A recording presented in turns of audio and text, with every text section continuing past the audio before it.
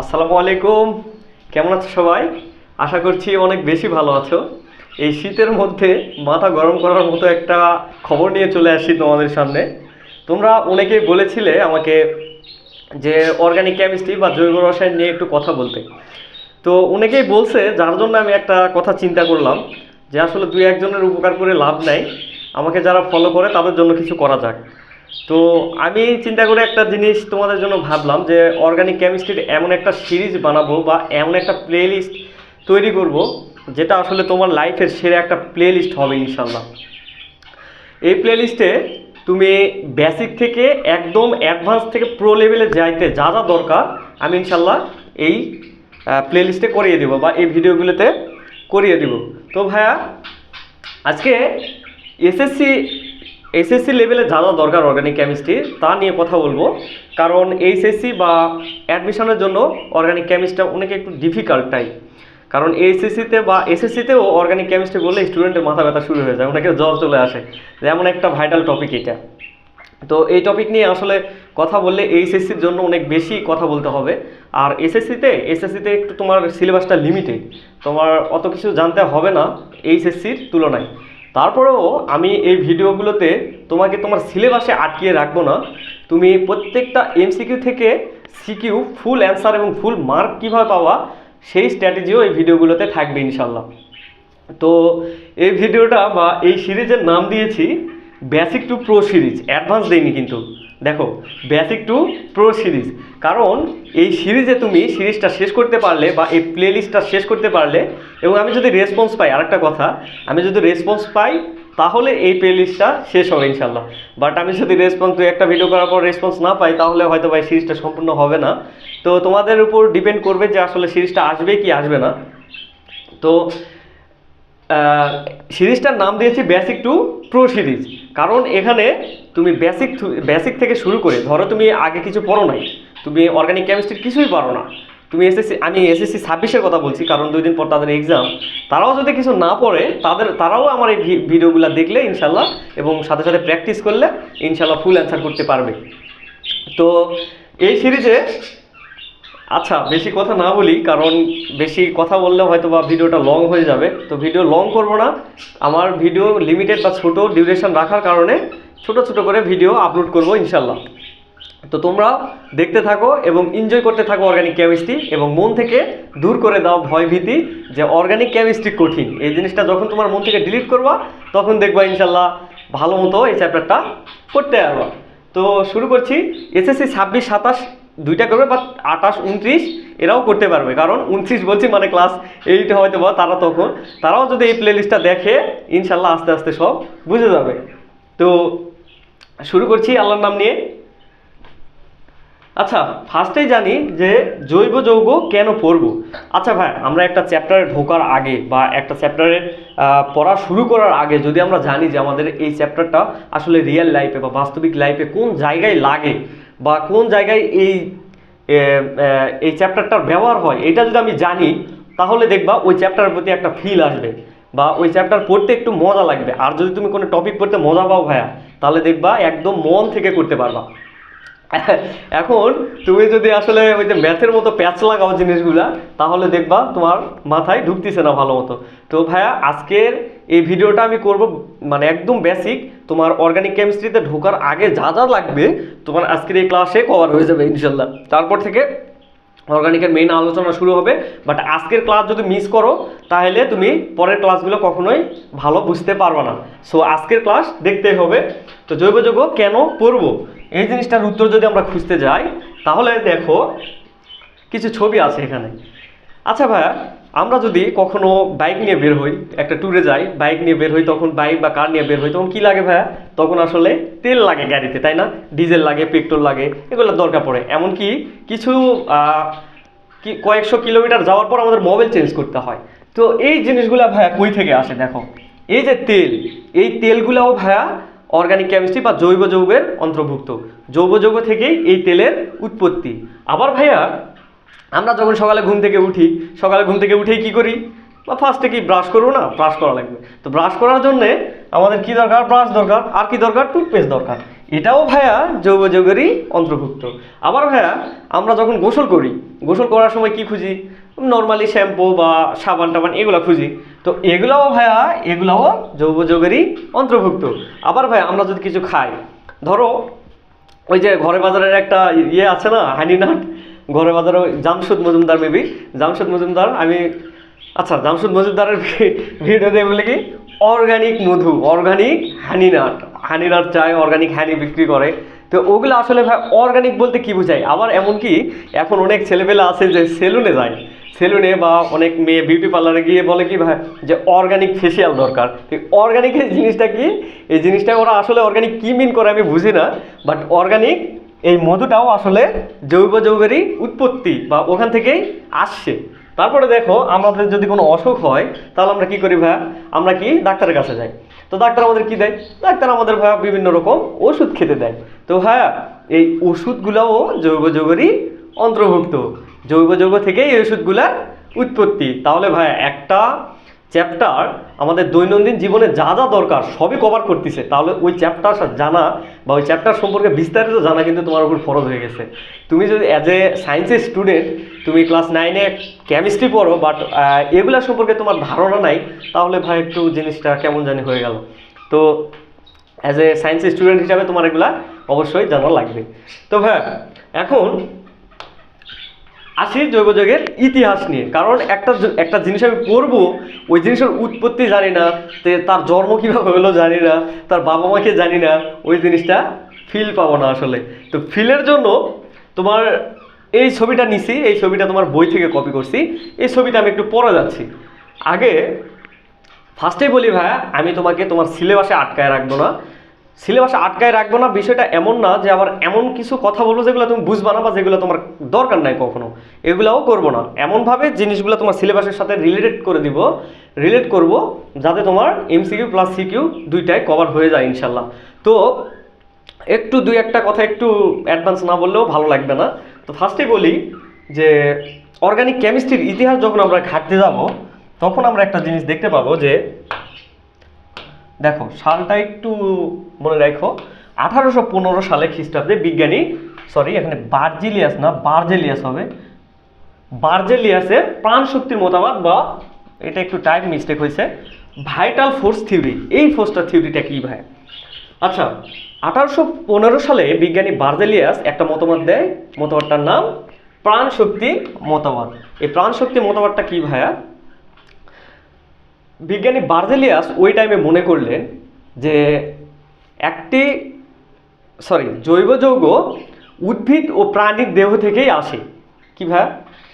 জৈব যৌগ উদ্ভিদ ও প্রাণীর দেহ থেকেই আসে, মানে এগুলা ওনার মতে আল্লাহ তাআলা তৈরি করছে, বা ওগুলা হচ্ছে আল্লাহ তাআলারই সৃষ্টি। এটা হচ্ছে ল্যাবরেটরিতে তৈরি করা যাবে না। কি বললাম ভাই? তার কথার বা প্রাণশক্তি মতামত তোমার বিস্তারিত জানার দরকার নাই। তুমি জাস্ট এইটুকু মনে রাখো যে 1815 সালে বার্জেলিয়াস প্রাণশক্তির মতামত অনুসারে তিনি বলেন যে ল্যাবরেটরিতে জৈব যৌগ উৎপন্ন সম্ভব নয়। এই কথাটা মাথায় রেখো। কি? ল্যাবরেটরিতে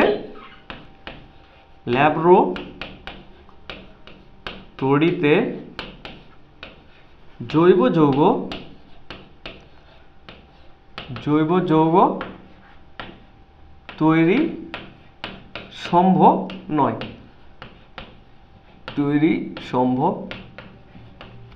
এই কথাটা বার্জেলিয়াস বলে ফেলছে। এখন 1815 সাল থেকে 1828 সাল পর্যন্ত আর কোনো এই বিষয়ে কথাবার্তা হয় নাই। 1828 সালে একজন বিজ্ঞানী ফ্রেডারিক উইলিয়ার পরীক্ষাগারে একটা জিনিস তৈরি করার জন্য, আমি এগুলা পড়াচ্ছি না, একটু দেখাবো বিক্রিয়াটা। একটা জিনিস পরীক্ষা করতে লাগে কিছু একটা করে ফেলছে। কি করছে ভাই? আচ্ছা ফ্রেডারিক উইলিয়ার কোনো একটা কাজে অজৈব যৌগ, কি ভাই অজৈব যৌগ, আমি বিক্রিয়াটা লিখে রাখছি বাট আমি তোমাদের করাবো। আমি বিক্রিয়াটা জীবনের একটা ফার্স্ট অর্গানিক কেমিস্ট্রির ফার্স্ট একটা বিক্রিয়া, এই বিক্রিয়াটা একটু দেখো, মজাদার বিক্রিয়া। কি বিক্রিয়া ভাই? ফার্স্টে ফ্রেডরিক উইলিয়ার অ্যামোনিয়াম ক্লোরাইড, একিউ মানে কি ভাইয়া? একিউ মানে জলীয় অ্যামোনিয়াম ক্লোরাইড। জলীয় অ্যামোনিয়াম ক্লোরাইডের সাথে অজৈব লেড সায়ানাইড বিক্রিয়া করাচ্ছেন। এটা কি ভাই? এটা হচ্ছে জলীয় বিক্রিয়া। অ্যামোনিয়াম ক্লোরাইডের সাথে লেড সায়ানাইডের একটা জলীয় বিক্রিয়া। তো এই বিক্রিয়াতে দেখো ভাই, নর্মালি বিক্রিয়া কিভাবে হয় আমরা দেখি। এটা যদি প্লাস হয়, এটা যদি মাইনাস হয়, এটা যদি প্লাস হয়, এটা মাইনাস, তাহলে বিক্রিয়াটা কিভাবে সম্পূর্ণ হবে ভাই? প্লাসের সাথে মাইনাস যাবে, প্লাসের সাথে মাইনাস যাবে, প্রতিস্থাপন বিক্রিয়ার কথা বলছি। তাহলে উৎপাদটা কি হবে ভাই? অ্যামোনিয়াম সায়ানাইড, এটা হবে জলীয়, আর হচ্ছে লেড ক্লোরাইড, এইটা আমার উৎপন্ন হয়েছে এই বিক্রিয়াটা। তো এখানে অ্যামোনিয়াম ক্লোরাইডটাও জলীয় আসে, বাট ফ্রেডরিক উইলিয়ারের দরকার হচ্ছে কঠিন বা শক্ত অ্যামোনিয়াম সায়ানাইড। তো যার কারণে এখন জলীয় থেকে আমরা যদি কিছু শক্ত উৎপন্ন করতে চাই, আমরা কী করবো ভাই? বা জলীয় বাষ্প কী করবো? নর্মালি আমরা তাপ দিব, তো তাপ দিলে জলীয় বাষ্প হয়ে আসলে শক্ত জিনিসটা আমরা পেয়ে যাব। তো সেটা কি করছে ভাই? অ্যামোনিয়াম সায়ানাইডকে, এই অ্যামোনিয়াম সায়ানাইডকে, উৎপন্ন অ্যামোনিয়াম সায়ানাইডকে জাস্ট তাপ দিছে। তাপ দেওয়ার পর ভাইয়া যে জিনিসটা ঘটছে, এটাই আসলে মানে মহাবিশ্বে একটা নরক করে ফেলছে, এরকম একটা কাহিনী। যে অ্যামোনিয়াম সায়ানাইড নিজেদের মধ্যে পূর্ণবিন্যাস হয়ে বা নিজেদের মধ্যে বিক্রিয়া করে বা নিজেদের নিজের পূর্ণবিন্যাস করে কি করছে ভাই? এরকম একটা যৌগ উৎপন্ন করছে।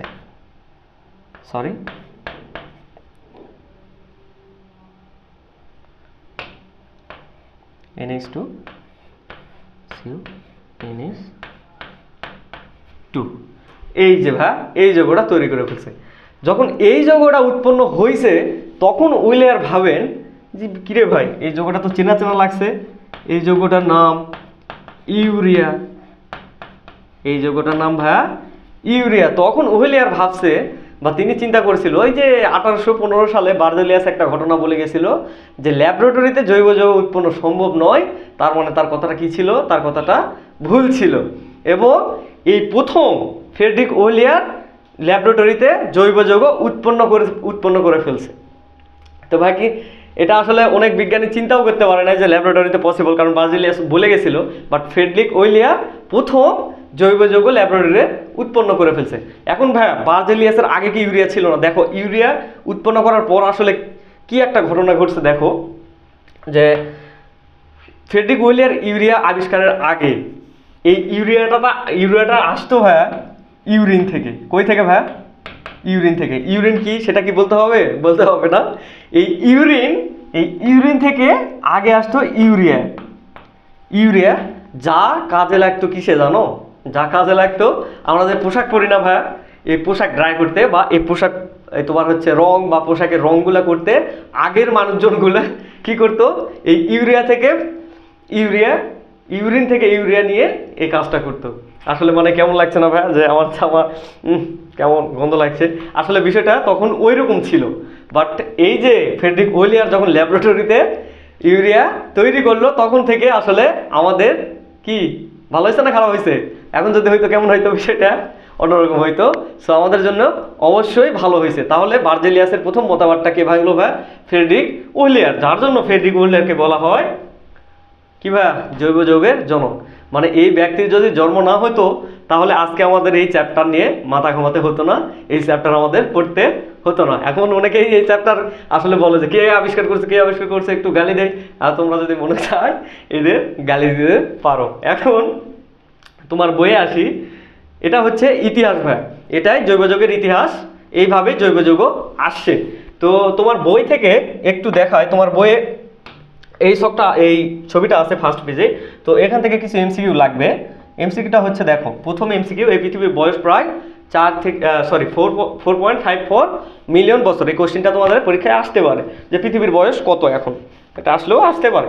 বাট এটা হচ্ছে এই পেজে আসলে ওইরকম কিছুই নাই, তুমি এগুলো একটু দেখতে পারো। এই জিনিসটা একবার রিডিং দিলে পেয়ে যাবা ইনশাল্লাহ। সো এখানে অত গুরুত্বপূর্ণ কিছু নাই। জৈব যৌগের ইতিহাস গেল। আচ্ছা, আচ্ছা ভাই, আরেকটা কথা ওই টপিকের ইনক্লুডিং, যে বর্তমানে জৈব যৌগের সংখ্যা প্রায় 80 লক্ষেরও বেশি। কত ভাই? আমরা যে জৈব যৌগ পড়ছি, আমরা যে জৈব যৌগ, আচ্ছা ভাই আবার বলছি, আমরা কিন্তু চ্যাপ্টারে এখনো ঢুকি নাই। চ্যাপ্টারে যাওয়ার আগে যেগুলো বেসিক দরকার সেগুলো আমি এই ক্লাসে করিয়ে নিব। তো একটু ধৈর্য সহকারে দেখো। তো কি ভাই, বর্তমানে জৈব যৌগে 80 লক্ষেরও বেশি সংখ্যা, অপরদিকে অজৈব যৌগের সংখ্যা প্রায় 1 লক্ষের মতো। আচ্ছা ভাই, তোমার মনে প্রশ্ন আসতে পারে না যে জৈব যৌগের এত হওয়ার কারণটা কি আসলে? এই কারণের বা এই প্রশ্নের উত্তরই আমরা এখন খোঁজার চেষ্টা করব। আচ্ছা, এই প্রশ্নে যাওয়ার আগে আরেকটু কিছু কথা, আমরা বন্ধন সম্পর্কে একটা কথা বলবো। কারণ আমি অর্গানিক কেমিস্ট্রিতে যখন ঢুকবো বা ওই পার্টগুলায় ঢুকবো, তখন বারবার একটা কথা বলবো, হাত হাত হাত, কার্বনের এই হাত, কার্বনের ওই হাত। এই বন্ড বা বন্ধন বলতে আমরা কি বুঝি আসলে ভাইয়া? বন্ড বা এখানে বন্ধন, বন্ধন আমরা কি জানি ভাইয়া? বন্ধন 3 প্রকার। কি কি ভাইয়া? একক বন্ধন, দ্বিবন্ধন বা একক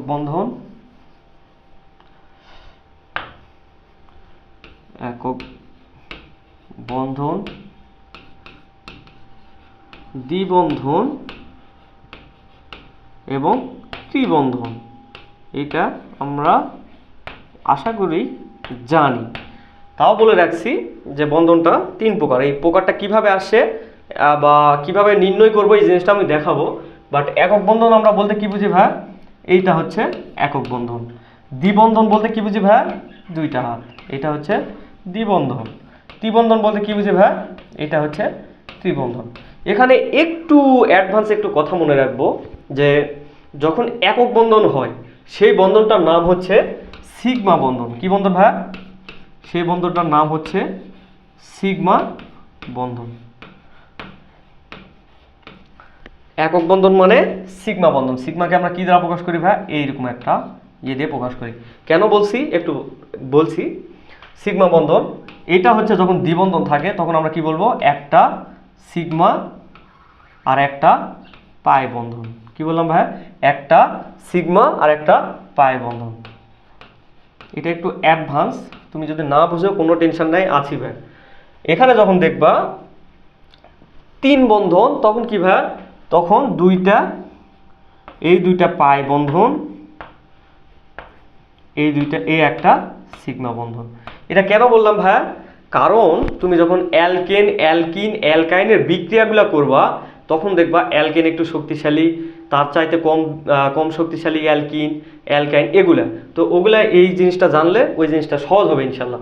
তো এখানে আরেকটা কথা মনে রাখবা, যে সিগমা শক্তিশালী, মানে সিগমা বন্ধনটা শক্তিশালী, আর পাই বন্ধন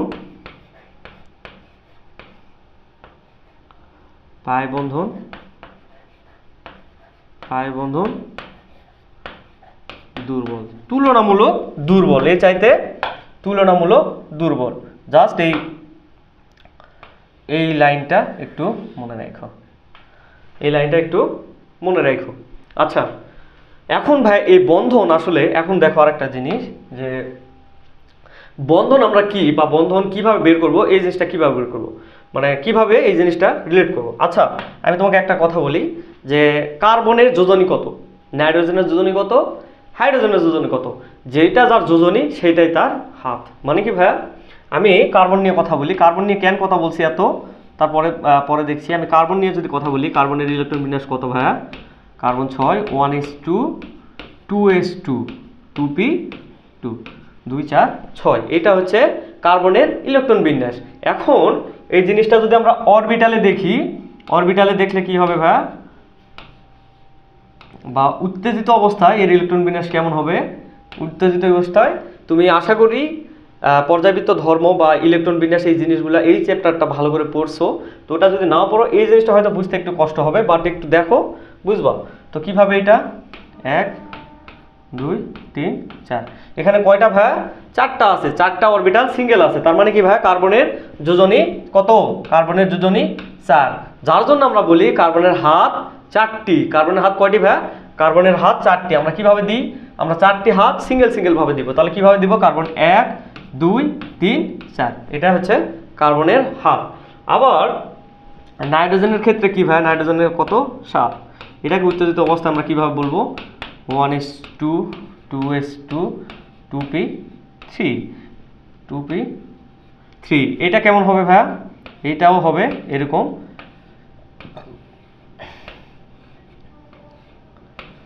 আবারও বলছি ভাইয়া, চ্যাপ্টারে আমরা এখনো ঢুকি নাই, জাস্ট বেসিকগুলা দেওয়ার চেষ্টা করতেছি।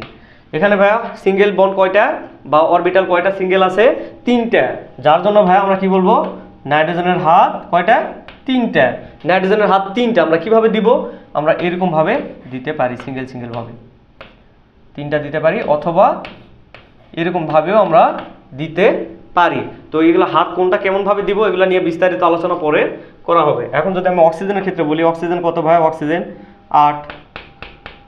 তো অক্সিজেনের 8 কত কিভাবে হবে ভাইয়া? 2s2 2p4। এটা অরবিটালে নিলে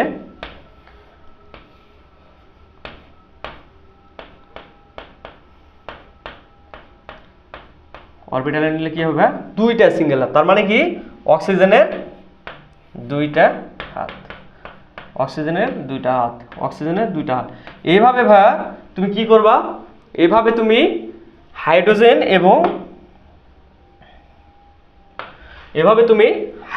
এবং ক্লোরিন ফ্লোরিন ব্রোমিন বা হ্যালোজেন গ্রুপেরটা বের করার চেষ্টা করবা। কি বললাম ভাইয়া? ক্লোরিন ফ্লোরিন ব্রোমিন গ্রুপ 17 মৌল, এবং গ্রুপ 17কে প্রকাশ করা হয় কি দ্বারা জানো ভাইয়া? গ্রুপ 17কে প্রকাশ করা হয় এই এক্স দ্বারা। এক্স দ্বারা কি বোঝায় ভাই? এটা হচ্ছে হ্যালোজেন গ্রুপ। এটা তোমার অর্গানিকে খুবই কাজে লাগবে, হ্যালোজেন গ্রুপ। তো হ্যালোজেন গ্রুপের কয়টা হাত বা যোজনী কিভাবে বের করবা, এই জিনিসটা একটু প্র্যাকটিস করবা। তো এই কথা আমি বারবার বলবো যে কার্বনের হাত কয়টা? কার্বনের হাত 4টা। নাইট্রোজেনের হাত কয়টা? নাইট্রোজেনের হাত 3টা। অক্সিজেনের হাত কয়টা ভাই? অক্সিজেনের হাত 2টা, হাইড্রোজেনের 1টা এবং হ্যালোজেনের রেগুলারও 1টা। তুমি একটু বের করার চেষ্টা করবা। তো এখন আসি যে কার্বন নিয়ে পড়াশোনা। কার্বন নিয়ে ভাই দেখতো, অর্গানিক কেমিস্ট্রিতে কার্বন নিয়ে আমি কেন পড়বো? বা ওই যে একটা কোশ্চিন করে আসছিলাম কি ভাই, যে 80 লক্ষ জৈব যৌগ, এটা আসলে কেন?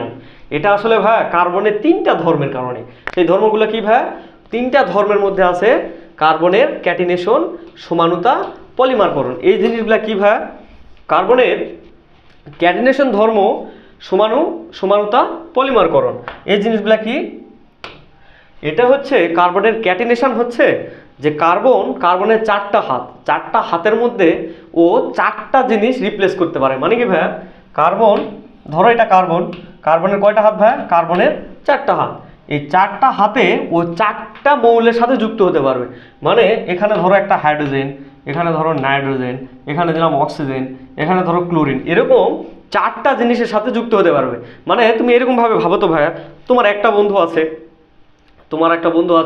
তার একটা বন্ধু আছে, সেও তোমার বন্ধু, তার আবার আরেকটা বন্ধু আছে, সেও তোমার বন্ধু, তার একটা বন্ধু আছে, সেও তোমার বন্ধু। মানে তুমি একটা মানুষ তোমার 4টা বন্ধুর সাথে লিঙ্ক আপ করতে পারো তুমি। তার মানে দেখো তো ওই 4টা ফ্রেন্ডের আরও কি ফ্রেন্ড হবে না? হ্যাঁ, ওইরকম হবে। তাহলে তোমার লিঙ্কটা বা তোমার লিঙ্ক আপটা কত দূর পর্যন্ত যাবে? ইচ্ছা করলে কিন্তু বহু দূর পর্যন্ত যাওয়া পসিবল। সেরকম কার্বন 4টা হাতে ও যদি 4টা জিনিসকে সবসময় রিপ্লেস করে, তাহলে জিনিসগুলা কি অনেক বড়সড় হবে না? হ্যাঁ, বড়সড় হবে। এইটা একটা কারণ। আর একটা কারণ হচ্ছে কার্বনের সমানুতা জিনিসটা কি ভাইয়া? সমানুতা জিনিসটা বোঝার আগে একটা জিনিস বুঝতে হবে, সেটা হচ্ছে গাঠনিক আর আণবিক। গাঠনিক ও আণবিক এই জিনিসটা আরও ভালোভাবে বুঝাবো জৈব যৌগের যখন নামকরণ সিরিজটা আনবো বা নামকরণ করাবো যে ভিডিওতে, ওই ভিডিওতে গাঠনিক সংকেতটা ভালো করে করিয়ে দেবো ইনশাল্লাহ। তো গাঠনিক ও আণবিক সংকেত বোঝার জন্য আমি একটা জিনিস লিখি। একটা যৌগ ধরো, এগুলোর নাম তোমাকে এখন জানতে হবে না, আমি তোমাকে পরে বুঝিয়ে দেবো ইনশাল্লাহ।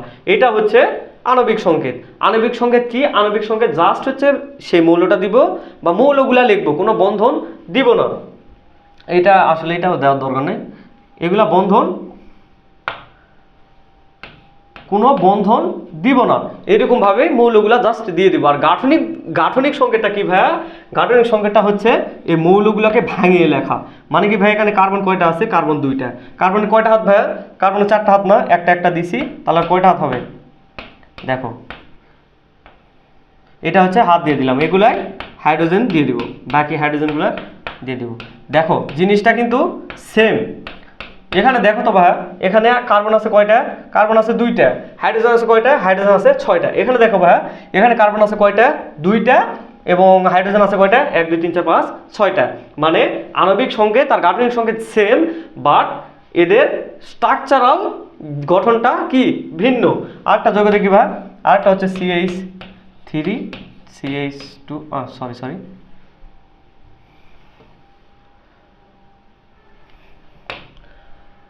CH2 CH3। এটা আমি কি লিখলাম ভাই? এটাও একটা যৌগ লিখছি। এই যৌগটা কোনো বন্ধন দিছি? দেই নাই। তার মানে কি ভাই, এটা আণবিক সংকেত। এটা যদি আমি গাঠনিক সংকেত কিভাবে দিব ভাই? দেখো, গাঠনিক সংকেতটা ঠিক এইরকম। এগুলা গাঠনিক সংকেত আরো বিস্তারিত বুঝাবো, জাস্ট দেখো যে আণবিক সংকেত আর গাঠনিক সংকেতটা কি। গাঠনিক সংকেত হচ্ছে শাখা প্রশাখা সব দিয়ে দিব, আর আণবিক সংকেতে জাস্ট সংকেতটা লিখবো। দেখো এখানে দেখো, কার্বন কয়টা? 3টা। 1 2 3। হাইড্রোজেন কয়টা? 3 2 5 5 3 8। 1 2 3 4 5 6 7 8। মানে কি দুইটাই সেম, জাস্ট গঠনটা আলাদা। এটা হচ্ছে গাঠনিক ও আণবিকের পার্থক্য। তো এখন এই জিনিসটা কেন বুঝালাম ভাইয়া? এই জিনিসটা দেখালাম একটা কারণে, সেটা তোমার সমানতা বোঝানোর জন্য। সমানতা জিনিসটা কি? সমানতা জিনিসটা ভাইয়া, দুইটার আণবিক সংকেত সেম বাট গাঠনিক সংকেত আলাদা। এটা আবার কি ভাইয়া? দুইটার আণবিক সংকেত সেম বাট গাঠনিক সংকেতটা আলাদা। আচ্ছা, একটু প্রবলেম হয়েছে ভাইয়া বোর্ডে, একটু টাইম নাও। তো গাঠনিক সংকেতটা কি, সমানতা কি ভাই? সমানতা হচ্ছে আণবিক সংকেত সেম বাট গাঠনিক সংকেতটা আলাদা। এই জিনিসটা কি বোঝায় ভাই? দেখো, এই জিনিসটা হচ্ছে যে ধরো এই যৌগটা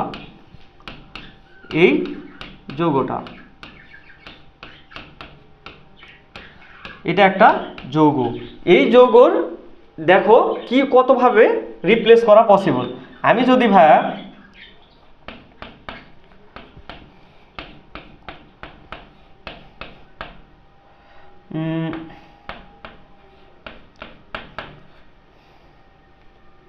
দেখো এই যৌগটাকে আমি ধরো 1 2 3 4 সরি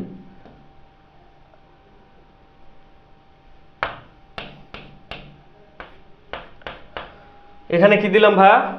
CH3C, 2টা H আর একটা H। এগুলা ভাইয়া তুমি এখন হয়তো বা তোমার একটু প্যাচ লাগতে পারে, সো ওগুলাই টেনশন করার দরকার নেই। কারণ গাঠনিক সংকেত তুমি যখন রিফ্রেশভাবে বুঝবা তখন দেখবা এই জিনিসগুলা অটোমেটিক পারছো। সো এখন আসলে টেনশনের কোনো কারণ নাই। এখন বুঝছো কি না, জাস্ট আমি তোমাকে সমানতা বোঝানোর জন্য এই পার্টটা দেখাচ্ছি। কারণ সমানতা যদি বুঝো তখন দেখবা যে জিনিসগুলা ইজি হচ্ছে। কারণ মানে জৈবযোগের ইতিহাসটা বা জৈবযোগ কেন এত বেশি সেটা বুঝতেছো। তো এটা কি ভাইয়া? এটা হচ্ছে দেখো, এটা আণবিক সংকেত। এই যৌগের নামটা কিন্তু আলাদা। এটা একটা নাম, এটা একটা নাম। দুইটা যৌগই সেম বাট তাদের গাঠনিক সংকেত আলাদা। তাহলে কি হবে সেটা? তাহলে হবে সেটা সমানতা। আস্তে আস্তে গাঠনিক সংকেত ক্লিয়ার হলে ইনশাল্লাহ দেখবা মোটামুটি বুঝছো, তখন আসলে আরো ভালো করে বুঝবা। তো এখন দেখো, এখন আসবো যে পলিমারকরণ বিক্রিয়াটা কি ভাইয়া? পলিমারকরণ বিক্রিয়াটা হচ্ছে ধরো তোমার CH2, এগুলো আসলে আমি যৌগের নাম লিখছি। এগুলা যখন তুমি ভালো করে বুঝবা, মানে যৌগের নামগুলো তুমি যখন একটু জানবা তখন আরো ভালো লাগবে। তো এখন আসলে বেসিক ক্লাস একটু মানে ইতিহাস ঘাটানোর জন্য এই জিনিসগুলো পড়ানো, না হলে আমি এই জিনিসগুলো পড়াতাম না। তো দেখো এটা হচ্ছে পলিমারকরণ বিক্রিয়াটা কেমন? এখানে অসংখ্য পলিমার থেকে অসংখ্য উৎপাদ তৈরি করা পসিবল এই পলিমারকরণ বিক্রিয়ার কারণে। আর পলিমারকরণ বিক্রিয়ার এই তিনটা কারণ আসলে কার্বনের এই তিনটা ধর্ম, কার্বনের তিনটা ধর্ম মানে কি ভাই, ক্যাটিনেশন, সমানতা, পলিমারকরণ, এই তিনটা ধর্মের কারণে আসলে জৈব যৌগ প্রায় 80 লক্ষের মতো। কারণ অজৈব যৌগের সংখ্যা কত ভাই, 1 লাখ।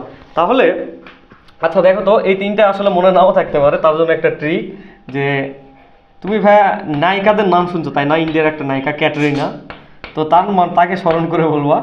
আর আমাদের বাংলাদেশের একটা নায়িকা ছিল না ভাইয়া, পলি, এই পলি, ক্যাটরিনা সমান পলি, এই একটা কথা মনে রাখবা, ক্যাটরিনা সমান পলি। মানে কি ভাইয়া, ক্যাটরিনাতে ক্যাটিনেশন, সমানুতে সমান, পলিমারকরণেতে পলি। তো ক্যাটিনেশনে কার্বনের ক্যাটিনেশন, সমানুতা, পলিমারকরণের জন্য আসলে জৈব যৌগে এত সংখ্যা। আচ্ছা ভাইয়া, জৈব যৌগে কি শুধুমাত্র কার্বনই থাকতে পারে? না ভাইয়া, শুধুমাত্র কার্বন থাকতে পারে না, কার্বন ছাড়াও অনেক কিছু থাকে। কি কি থাকে ভাইয়া? কার্বন, জৈব যৌগে কার্বন ছাড়াও আমরা একটা কথা মনে রাখবো, যে এক্স ফোন, এক্স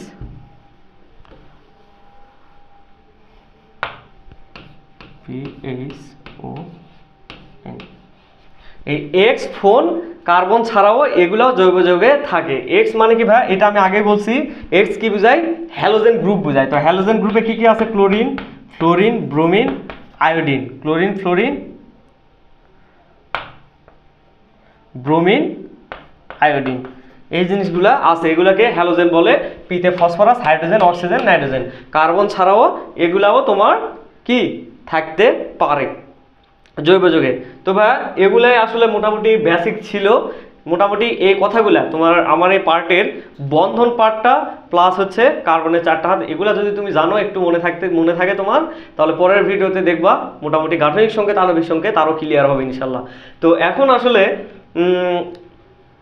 আচ্ছা, আজকে আর কিছু না করাই, আমি পরের ভিডিওতে আসলে সিরিজটা সাজাচ্ছি যেরকমভাবে, সেগুলো যদি তোমাদের রেসপন্স পাই, এই সিরিজটা দেখার পর বা এই ভিডিওটা দেখার পর যদি রেসপন্স পাই, তাহলে ভিডিওগুলো আনবো, না হলে হয়তো সিরিজ এখানে স্টপ দেবো। কারণ আমার প্ল্যাটফর্মটা খুবই ছোট, আমি নতুন করে শুরু করছি, আমি যদি রেসপন্স না পাই তাহলে আসলে ক্লাস নেওয়ার মানে ভিতর থেকে যেই ফিলটা আসে ওই ফিলটা আসে না।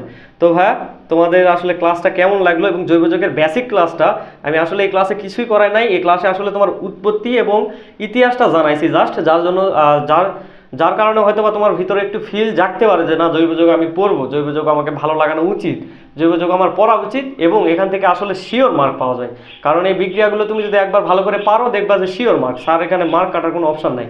আর এমসিকিউ তো থাকছেই, এবং এসএসসিতে ভালো করে করলে এইচএসসিতে তুমি ইনশাল্লাহ তোমার ভয়ও থাকবে না, ভীতিও থাকবে না, তুমি তখন আরও ফ্লুয়েন্টলি করতে পারবা। তো যাই হোক ভাইয়া, তো যদি তোমরা ভিডিও চাও তাহলে আমাকে জানাও, আমি করার চেষ্টা করব। তো আর কথা না বাড়াই, ভাইয়ার সাথেই থাকো, ভালো থাকো, সুস্থ থাকো, আসসালামু আলাইকুম।